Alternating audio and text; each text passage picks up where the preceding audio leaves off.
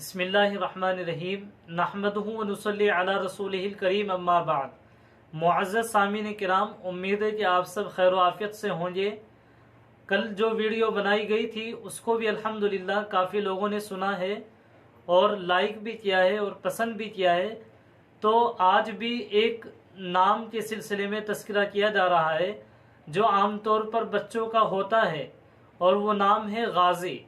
आज की इस वीडियो में बताया जाएगा कि गाजी नाम रखना कैसा है, गाजी नाम ये रख सकते हैं या नहीं और इससे माना क्या है।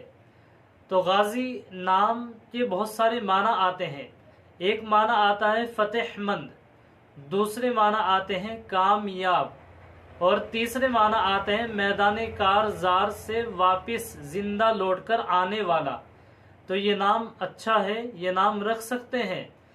और इसी के साथ साथ आप सबसे गुजारिश है कि वीडियो को मुकम्मल सुने, सब्सक्राइब करें और अगर किसी को अपने नाम के माना या कोई भी मसला मालूम करना हो तो उसको कमेंट्स बॉक्स में लिख करके मालूम कर सकते हैं ताकि उस पर भी वीडियो बनाई जाए और उससे और भी लोग फ़ायदा उठा सके। अस्सलाम वालेकुम वरहमतुल्लाहि वबरकातुहू।